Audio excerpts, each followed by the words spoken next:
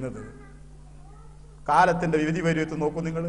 ആ മദ്രസകളിലെ മൗലാനമാരും ആ മദ്രസകളിലെ അധ്യാപകന്മാരും വിദ്യാർത്ഥികളുമാണ് ഇന്ത്യയിലെ സ്വാതന്ത്ര്യ സമരത്തിന് ചുക്കാൻ പിടിച്ചിരുന്നവര്. അങ്ങനെ ദയൂബന്ദിൽ നിന്ന് ആദ്യത്തെ ബാച്ച് പുറത്തിറങ്ങി. ഷെയ്ഖുൽ ഹിന്ദ് വിളിക്കപ്പെടുന്ന അപരനാമത്തിൽ അറിയപ്പെടുന്ന മൗലാന മഹ്മൂദ് ഹസൻ റഹ്മത്തുള്ളാഹി അലൈഹി അതിലെ ആദ്യത്തെ സന്തതിയ. ഇന്ത്യൻ സ്വാതന്ത്ര്യ സമര ചരിത്രത്തിൽ മറക്കാൻ വയ്യാത്ത നാമമാണ് അത്. ഞാൻ ഇവിടെ ഇരുന്നു കൊണ്ട് വെറുതെ പെരുപ്പിച്ചു പറയുന്നതല്ല. പ്രമാണങ്ങളുടെ രേഖകളുടെ വെളിച്ചത്തിൽ അതെടുത്ത് സ്ഥാപിക്കാനുള്ള തന്റെ ഇടമുള്ളത് കൊണ്ടാണ് സംസാരിക്കുന്നത്.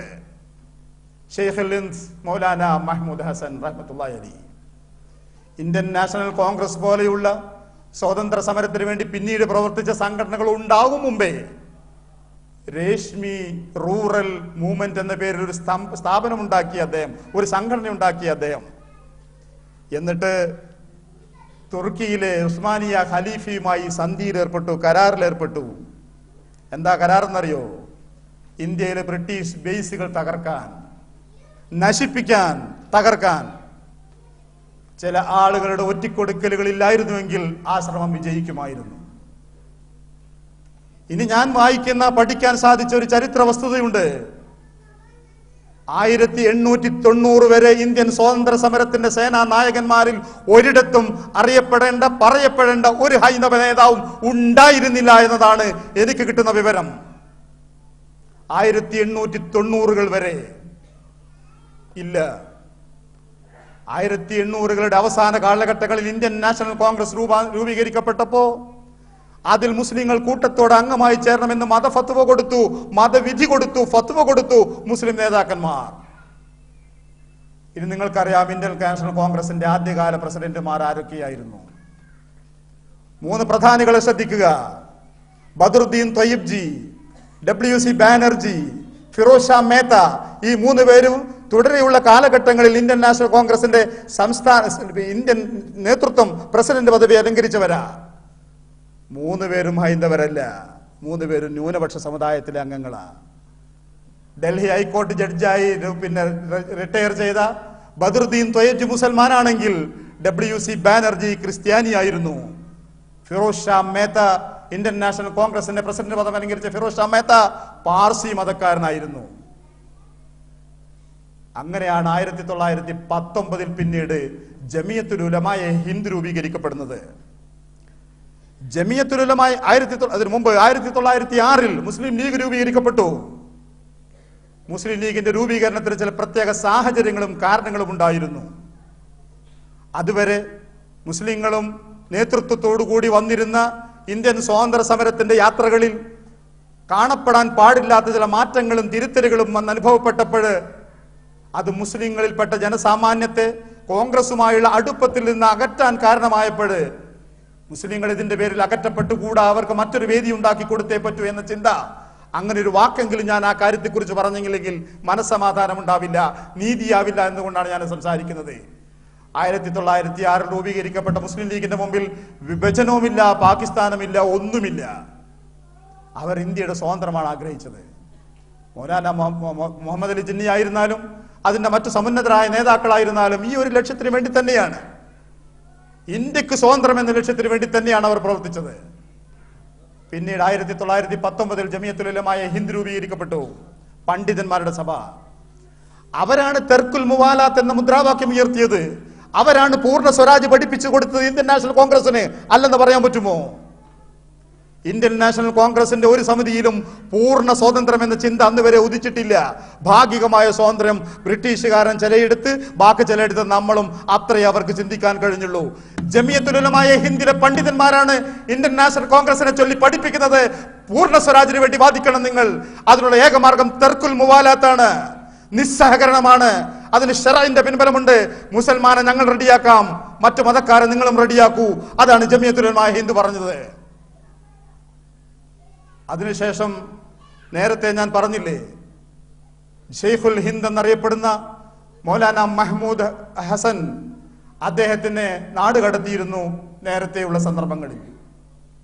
അദ്ദേഹം 3 വർഷത്തിന് ശേഷം മാൾട്ടാ ദ്വീപിൽ നിന്ന് തിരിച്ചു വന്നപ്പോ കാര്യങ്ങൾ പഠിച്ച് അദ്ദേഹം തിരിച്ചറിയുകയാണ്, ഇന്ത്യൻ സ്വാതന്ത്ര്യ സമരത്തിന്റെ മുന്നണി പോരാളികളിൽ മുഴുവനും മുസ്ലിങ്ങൾ മാത്രമായാൽ ഹൈന്ദവരായ സഹോദരങ്ങളുടെ പിൻബലം ആവശ്യത്തിന് കിട്ടാതിരുന്നാൽ ഈ ശ്രമങ്ങൾ വിജയിക്കാതെ പോകുമെന്ന് തിരിച്ചറിഞ്ഞവർ അതിന് കണ്ടെത്തുന്ന മാർഗമാണ് മഹാത്മാഗാന്ധിജിയെ നേതൃനിരയിലേക്ക് കൊണ്ടുവരിക എന്നത്. മൗലാന ജഹാംഗീറും മൗലാന ജൗഹർ ഖാനും അതുപോലെ തന്നെ മുഖ്താർ അൻസാരിയെ പോലെയുള്ള മഹാരഥന്മാർ ഒരുമിച്ചിരുന്നു കൊണ്ട് ഗാന്ധിജിയോട് അപേക്ഷിക്കുകയാണ് നേതൃത്വം ഏറ്റെടുക്കാൻ.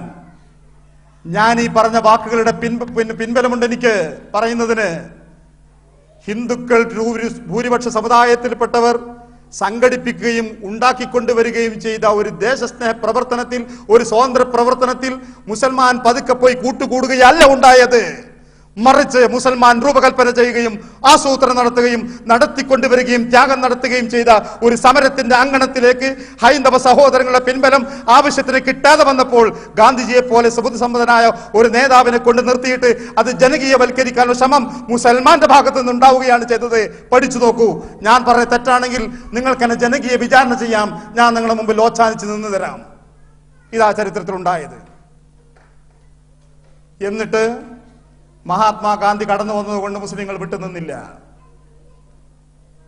മൗലാന ആസാദും അതിർത്തി ഗാന്ധി എന്നറിയപ്പെടുന്ന ഖാൻ അബ്ദുൽ ഗഫർ ഖാനും അതുപോലെയുള്ള ഒരു പറ്റം മുസ്ലിം നേതാക്കൾ അത് ആ സമയത്ത് അലി സഹോദരന്മാരെ പോലെയുള്ളവർ ഇന്ത്യൻ നാഷണൽ കോൺഗ്രസിനോടൊപ്പം ഗാന്ധിജിയോടൊപ്പം നിന്നു. ഇന്ത്യ മുഴുവൻ സഞ്ചരിച്ചു അവർ. അതേസമയം മുസ്ലിം ലീഗും ഈ ഇന്ത്യൻ നാഷണൽ കോൺഗ്രസിനോടൊപ്പം നിന്നുകൊണ്ട് ഇതേ ആവശ്യങ്ങൾക്ക് വേണ്ടി തന്നെ പരിശ്രമിച്ചു വന്നു. പക്ഷെ അത് മറ്റു ചിലരിൽ കണ്ണുകടി ഉണ്ടാക്കി എന്നത് ചരിത്രത്തിന്റെ മറ്റൊരു ഭാഗം. ഇന്ത്യയിൽ മുസൽമാന് ഭൂരിപക്ഷമുള്ള ഒരവസ്ഥയിൽ ഇന്ത്യക്ക് സ്വാതന്ത്ര്യം തന്നെ വേണ്ടതില്ല എന്ന് ചിന്തിക്കാവുന്നിടത്തോളം പൂർവികരായ ചില ആളുകളുടെ ചിന്തകൾ എത്തിപ്പെട്ടു എന്നതിന് ചരിത്ര വസ്തുതകളുണ്ട്. അത് സമർത്ഥിക്കേണ്ട ഒരു രംഗമല്ല ഇത് എന്നതുകൊണ്ട് ഞാൻ ആ ഭാഗത്തേക്ക് പോകുന്നില്ലെന്ന് മാത്രം. എന്നിട്ട് ആ ശ്രമങ്ങളിൽ അവർ ഭാഗവാക്കാകുകയും ഗാന്ധിജിയെ മുന്നിൽ നിർത്തിക്കൊണ്ട് മുന്നോട്ട് വരികയും ചെയ്തു. ഇത് പുരുഷന്മാരുടെ മാത്രം കഥയാണോ? എടുത്തു പറയാവുന്ന ഒരു കൂട്ടം സ്ത്രീ രത്നങ്ങൾ, മറക്കാൻ വയ്യാത്ത മഹിളാ രത്നങ്ങൾ, മുസ്ലിം സ്ത്രീകൾ ഈ മാർഗത്തിൽ അടരാടിയവരുണ്ട്. നിങ്ങൾക്കറിയില്ലേ ആബിദ ബീഗത്തെ? നിങ്ങൾക്കറിയില്ലേ സുബൈദ ദാവൂദിയെ? നിങ്ങൾക്കറിയില്ലേ സൈനാലെ? നിങ്ങൾക്കറിയില്ലേ സീനത്ത് ബാനുവിനെ? ആരാണ് ഇവരൊക്കെ? ആബിദ ബീഗം മൗലാന മുഹമ്മദ് അലിയുടെയും മൗലാന ഷൗക്കത്ത് അലിയുടെയും മാതാവാണ്. മൗലാന മുഹമ്മദ് അലിയെ ബ്രിട്ടീഷുകാർ ഒരിക്കൽ ജയിലിലടച്ചപ്പോൾ ഒരു ശ്രുതി പരന്നു, മൗലാന മുഹമ്മദ് അലി മാപ്പെഴുതി കൊടുത്ത് പുറത്തു വരാൻ സാധ്യതയുണ്ട് എന്ന്. ആ സമയത്ത് ആ ഉമ്മ പറഞ്ഞൊരു വാചകമുണ്ട്, അവൻ എന്റെ വയറ്റിൽ പിറന്നവനാണെങ്കിൽ, അവൻ മുസൽമാനാണെങ്കിൽ ബ്രിട്ടീഷുകാരനോട് യാചിച്ചുകൊണ്ട് പുറത്തു വരില്ല. അഥവാ അവൻ ബ്രിട്ടീഷുകാരനോട് മാപ്പെഴുതിക്കൊണ്ടാണ് പുറത്തു വരുന്നതെങ്കിൽ, ബലമില്ലാത്തതാണെങ്കിലും ഈ കൈകൾ കൊണ്ട് ഈ ഉമ്മ അവനെ പാഠം പഠിപ്പിക്കുമെന്ന് പ്രഖ്യാപിച്ചു ആബിദ ബീഗം. സുബൈദ ദാവൂദി അറിയാമോ നിങ്ങൾക്ക്? നിസ്സഹകരണ പ്രസ്ഥാനത്തിനും ഖാദിയെ പ്രചരിപ്പിക്കാനും വേണ്ടി വടക്കേ ഇന്ത്യയിൽ ഓടി നടന്ന മഹിളാരത്നം ഒരുപാട് അനുഭവിക്കേണ്ടി വന്നു. അതിന്റെ പേരിൽ നുസ്രത്ത് ബാനുവിന്റെ ഭർത്താവിനെ ബ്രിട്ടീഷുകാർ ജയിലിലടച്ചപ്പോ ആ മഹദി പറഞ്ഞൊരു വാചകമുണ്ട്, 1000 ജന്മങ്ങൾ മനുഷ്യനല്ലാത്തൊരു കോലത്തിൽ ജനിക്കുന്നതിനേക്കാളേറെ നല്ലത് 1000-1 ജന്മമെങ്കിലും സ്വന്തം നാടിന് വേണ്ടിയുള്ള ത്യാഗത്തിന് വേണ്ടി ജനിക്കലാണ്, ജീവിക്കലാണെന്ന് തിരിച്ചറിഞ്ഞവളാണ് ഞാൻ. അതുകൊണ്ട് സമാധാനത്തോടെ ജയിലിൽ കഴിയുക. നിങ്ങൾക്ക് ഈ